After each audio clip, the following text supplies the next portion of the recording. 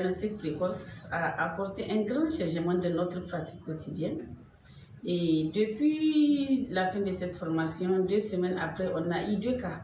Un cas de néphroblastome et un cas de néphroblastome qui nous sont arrivés de la région de Maradi.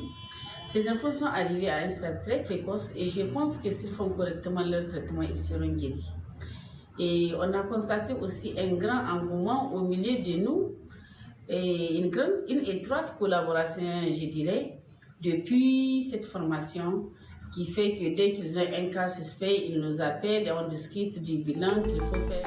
À Bobo, nous avons fait au total 3 sessions de formation pour les prestataires de la région du Haut-Bassin.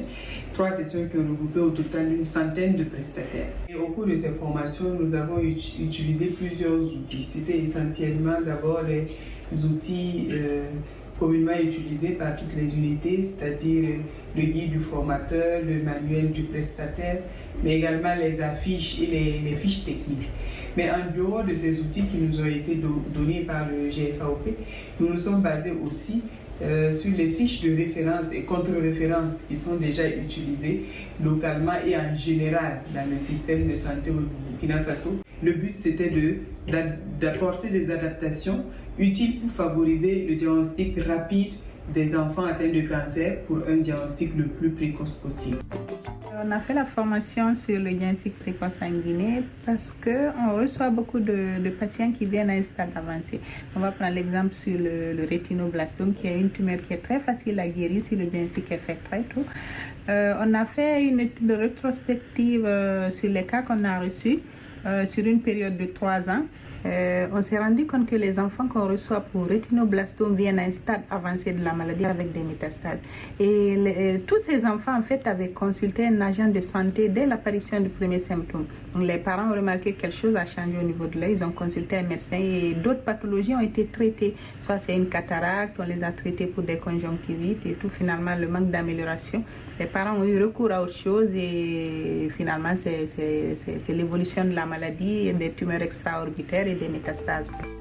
Pour une meilleure efficacité de ces formations, il faut une implication franche du ministère de la Santé dans ce programme qui est un maillon indispensable pour la lutte contre le cancer chez l'enfant. Cela passe par la répétition et l'extension de ces formations à tous les échelons de la pyramide sanitaire. C'est aussi l'amélioration du plateau technique pour aboutir à un diagnostic précis et rapide afin de réduire le délai de mise en route du traitement pour les patients qui arrivent dans les structures spécialisées. À terme, cela permettra de réduire le taux d'abandon et de refus de traitement. Enfin, nous pensons qu'il faut intégrer la formation au diagnostic précoce des cancers de l'enfant dans la formation de base des infirmiers et des médecins. Les autres moyens utilisés pour la sensibilisation du personnel soignant et du public sont les photos prises chez les enfants avec rétinoblastome à différents stades dans le service d'ophtalmo après consentement éclairé, les affiches parents qui ont été affichées dans certaines églises catholiques et écoles catholiques, ainsi que les émissions diffusées par Zoom à travers toute la République démocratique du Congo. Depuis le mois d'août 2021, au Bénin, une série de formations sur le diagnostic précoce du cancer de l'enfant a été initiée. Cette formation a été adressée au personnel médical et paramédical de tous les départements du pays. À l'issue de cette série de formations, il est important d'évaluer l'efficacité de ces formations afin de les améliorer.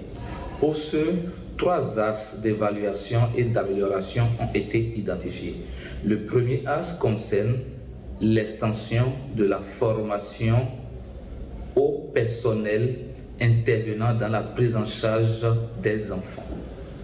Le deuxième axe concerne la mise en place de points focaux dans tous les départements afin que le diagnostic précoce du cancer de l'enfant soit fait à temps et que les références soient effectives et rapides vers l'unité d'oncologie pédiatrique de Porto-Novo. Le troisième axe concerne le registre du cancer de l'enfant.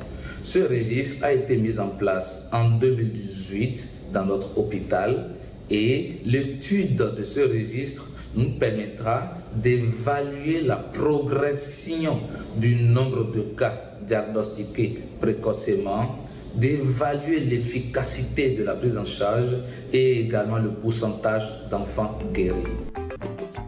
Qu'est-ce qu'on appelle diagnostic précoce du cancer de l'enfant? En effet, il s'agit de reconnaître des signes ou des symptômes qui arrivent au début de la maladie cancéreuse chez l'enfant. En général, chez un enfant en bonne santé apparente.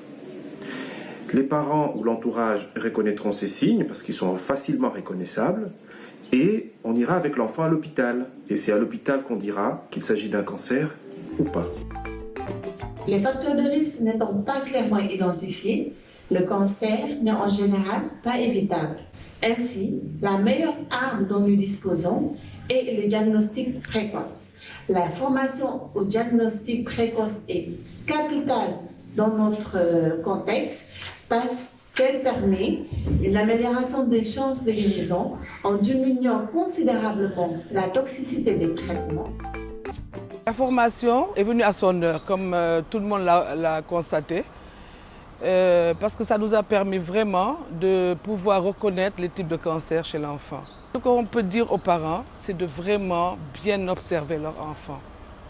D'abord, suivant les cancers qu'on a eu à nous exposer. Voilà, et c'est des cancers qui peuvent être guéris. C'est des cancers qui peuvent être guéris si le diagnostic est fait précocement. Et pour parler de l'activité de diagnostic précoce en Côte d'Ivoire, cela date de 2015. C'est ainsi qu'on a commencé à développer l'idée, on a commencé à réfléchir un peu sur ce qu'il faut faire.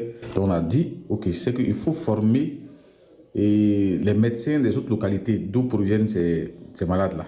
Par exemple, un projet, on a soumis ça au Programme national de lutte contre le cancer, qui à son tour a fait valider ça par le ministère de la Santé. Voilà, donc dès que ces deux aspects-là ont été acquis, on a démarré. Et concrètement, comment ça se passe?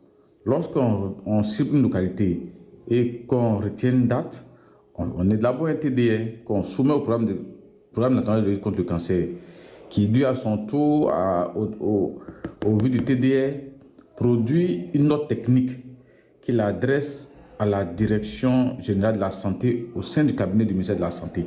Voilà, donc cette activité a commencé en 2015 et 2015 jusqu'à début 2020, elle était essentiellement adressée à l'endroit des médecins.